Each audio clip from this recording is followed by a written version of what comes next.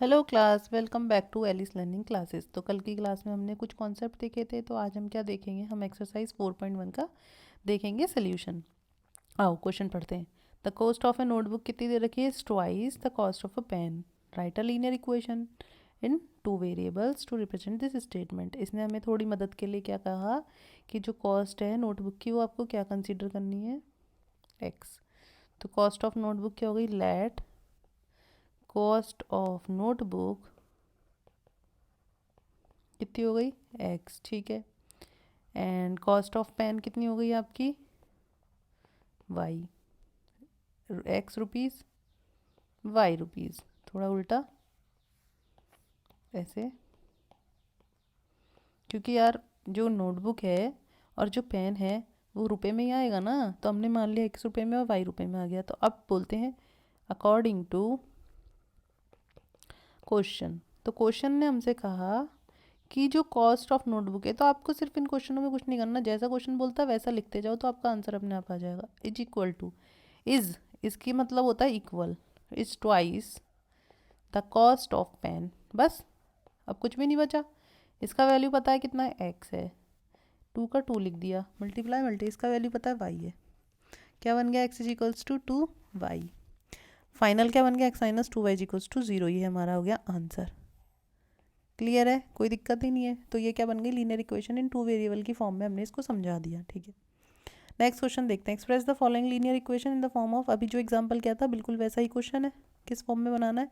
A x plus b y plus c is equals to zero, और a B C की जो है values find out करनी है। तो देखो पहला क्वेश्चन देखते हैं। 2x plus 3y is equals to 9.3, और 5 के ऊपर है क्या? बार। ठीक। अब 9 के ऊपर बार है तो क्या प्रॉब्लम है? कोई प्रॉब्लम नहीं है, बस शिफ्ट कर दो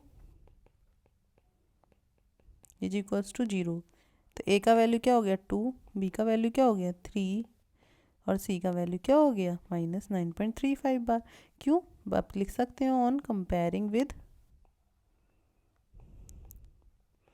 ये वाली equation, a x plus b y plus c बराबर जीरो। ठीक। दूसरा देखते हैं। X minus y upon 5 minus 10 is equals to zero. अब क्या करें?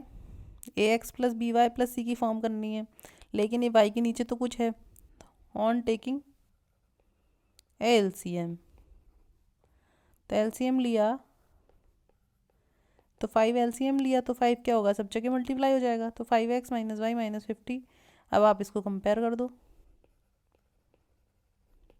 ए का वैल्यू क्या हो गया? 5, बी का वैल्यू हो गया -1, सी का हो गया -50। ठीक है। ऑन टेकिंग एलसीएम भी लिख सकते हो, या फिर on multiplying the equation with the 5। आपको एक इम्पॉर्टेंट चीज़ मैंने नहीं बताई, वो ये है कि कोई भी जो इक्वेशन होती है, ये इस इक्वेशनों के दोनों साइड आप सेम नंबर से मल्टीप्लाई कर सकते हो, सेम नंबर से डिवाइड भी कर सकते हो, और किसी सेम नंबर को आप ऐड भी कर सकते हो दोनों साइड। तो इस इक्वेशन पे कोई फ़र्क नहीं पड़ेगा। तो इस इक्वेशन में हमने क्या करा था? हमने दोनों साइड किससे मल्टीप्लाई कर दिया था? 5 से। किससे मल्टीप्लाई करा था? 5 से। देखो दोबारा करके दिखाती हूँ। ये इक्वेशन थी, इसमें हमने क्या करा? बोथ साइड कर दिया मल्टीप्लाई बाय 5। तो यहाँ तो जीरो ही रह गया। इसको मल्टीप्लाई करा तो ये क्या होगा? 5x बना, ये 5 बना, और ये 50 बन गया। अब आपने उसके बाद कर दिया इसको कंपेयर, तो ए की वैल्यू क्या आ गई? 5 आ गई, बी की -1 आ गई, और सी की क्या आ गई? -50। ठीक, कोई दिक्कत नहीं है। इसी तरह से अब देखते हैं हम तीसरा सवाल। -2x plus 3y is equals to 6। ठीक है, तो -2x plus 3y minus 6 is equals to zero. ये तो वेरी बेसिक, कंपेयर करा आपने तो ए की वैल्यू डायरेक्ट समझ में आ रही है, -2 है, बी इज इक्वल्स टू 3 है, और सी की वैल्यू -6 है। ठीक है। फोर्थ वाला देखते हैं। X is equals to 3y है, इसमें कॉन्स्टेंट टर्म नहीं है। कॉन्स्टेंट क्या करेंगे? ये कर लिया, फिर क्या करेंगे? ये तो लिख ही सकते हैं। तो ए का वैल्यू क्या हो गया? ऑन कंपेयर A1 B -3, और सी क्या हो गया? 0, ठीक। अब आप देखो 2x इज इक्वल्स टू -5, क्या करें? शिफ्टिंग करो, सबसे पहला काम शिफ्टिंग का करना है। माइनस का तो प्लस का हो जाएगा, ये 0 हो गया। तो 2x प्लस 5y, कौन सा टर्म नहीं है उसको 0 के इक्वल लिख दो, लिख दिया।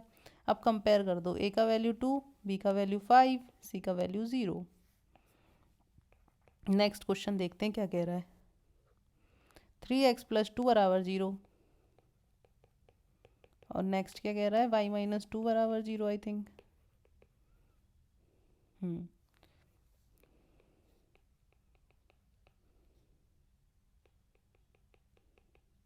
और इसके बाद क्या कह रहा है, 5 बराबर 2x। अब आराम से हम सॉल्व करते हैं इनको। देखो 3x प्लस 2 0 है, क्या नहीं है इसमें, y का टर्म नहीं है, तो उसको हम क्या लिख सकते हैं, ऐसे लिख सकते हैं।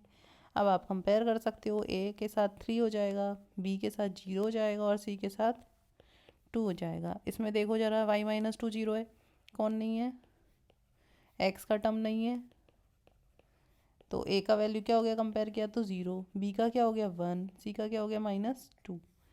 इसी तरह से इसमें देखो 2x minus 5 is equals to 0 हो गया, किसका टर्म नहीं है, y का नहीं है,